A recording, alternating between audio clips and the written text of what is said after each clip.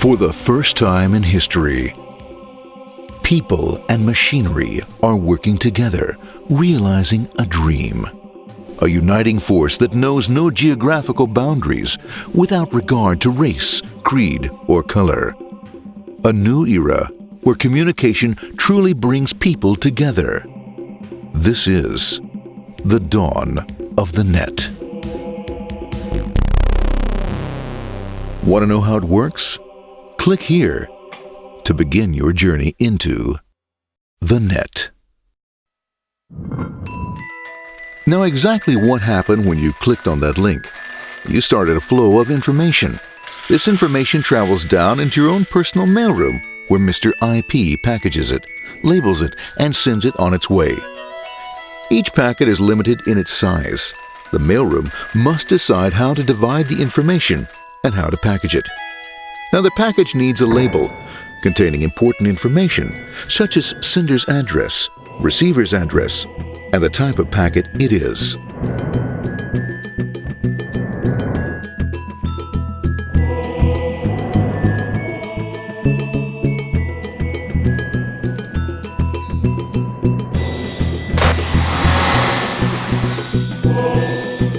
Because this particular packet is going out onto the internet, it also gets an address for the proxy server, which has a special function, as we'll see later. The packet is now launched onto your local area network, or LAN. This network is used to connect all the local computers, routers, printers, etc. for information exchange within the physical walls of the building. The LAN is a pretty uncontrolled place and, unfortunately, accidents can happen.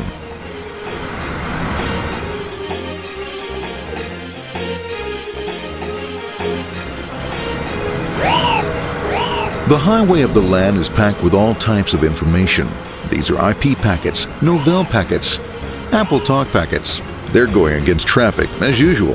The local router reads the address and, if necessary, lifts the packet onto another network.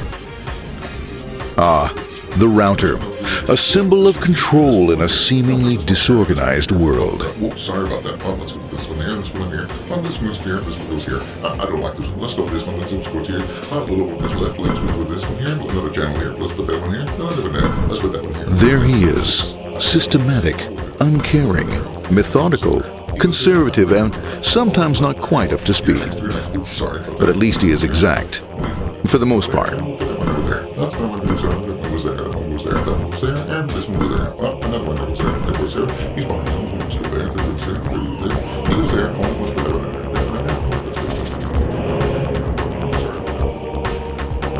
there. As the packets leave the router, they make their way into the corporate intranet and head for the router switch. A bit more efficient than the router switch plays fast and loose with IP packets, deftly routing them along their way. A digital pinball wizard, if you will. Here we go. Here comes another one. And it's another. Watch this, Mom. Here goes. Whoop, around the back. Hey, in there. Over the left, over the right, over the left, over the right. You got it. Here it comes. Right down. He shoots. He scores. It's going. Hey, Wayne. Here, watch out. Here comes another one. Oh, here we go. And it's gone. As packets arrive at their destination, they're picked up by the network interface, ready to be sent to the next level. In this case, the proxy.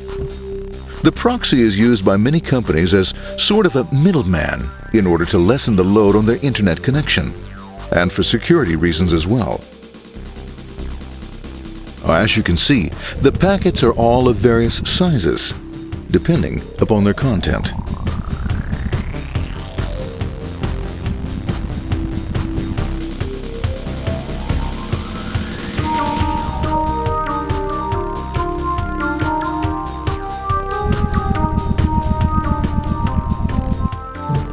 The proxy opens the packet and looks for the web address, or URL.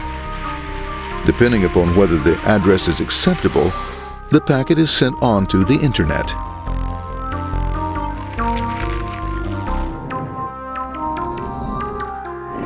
There are, however, some addresses which do not meet with the approval of the proxy, that is to say, corporate or management guidelines. These are summarily dealt with. We'll have none of that. For those who make it, it's on the road again.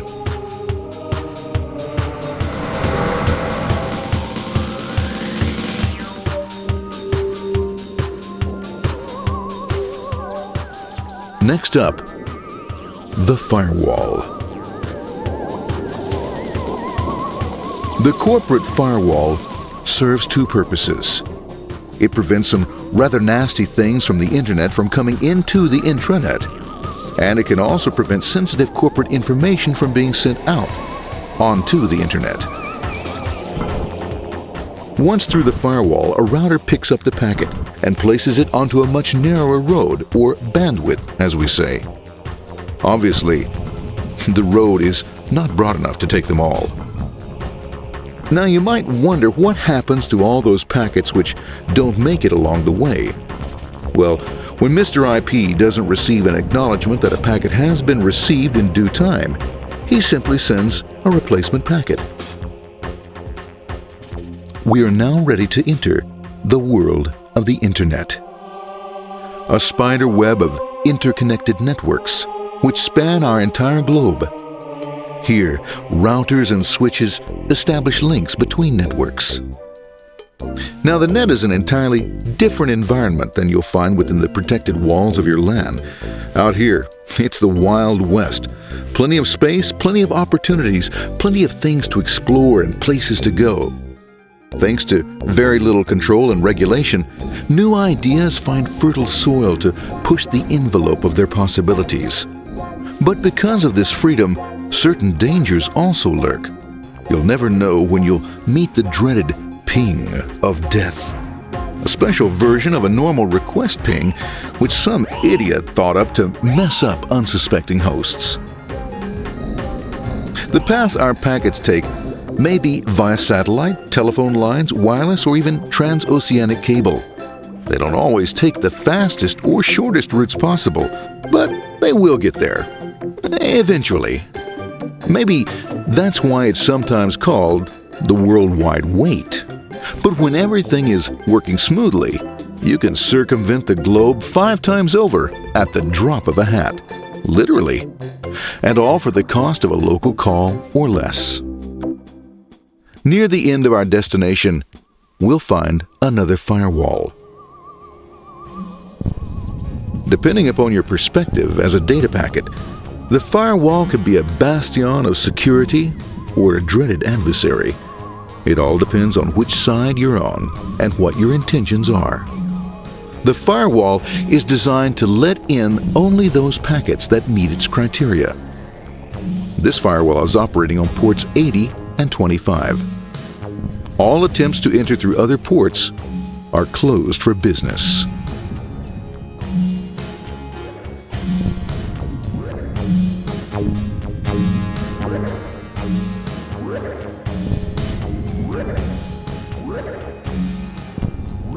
Port 25 is used for mail packets, while Port 80 is the entrance for packets from the Internet to the web server. Inside the firewall, packets are screened more thoroughly. Some packets make it easily through customs, while others look just a bit dubious. Now, the firewall officer is not easily fooled, such as when this ping of death packet tries to disguise itself as a normal ping packet. It's okay, go on, it's okay, no problem. Have a nice day, be out of here, bye. For those packets lucky enough to make it this far, the journey is almost over. It's just a lineup on the interface to be taken up into the web server. Nowadays, a web server can run on many things, from a mainframe to a webcam to the computer on your desk, or why not your refrigerator? With a proper setup, you can find out if you have the makings for chicken cacciatore or if you have to go shopping. Remember, this is the dawn of the net. Almost anything's possible. One by one, the packets are received, opened, and unpacked. The information they contain, that is, your request for information, is sent on to the web server application.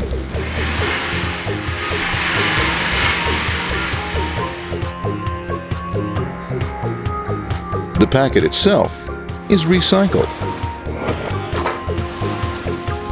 ready to be used again, and filled with your requested information.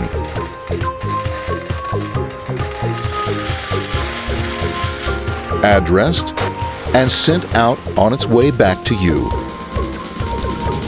Back past the firewall, routers, and on through to the internet. Back through your corporate firewall.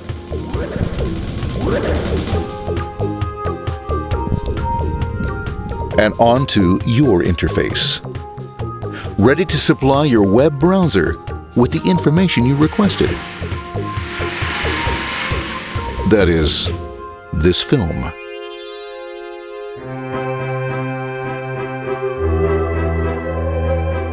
Pleased with their efforts and trusting in a better world, our trusty data packets ride off blissfully into the sunset of another day, knowing fully they have served their masters well.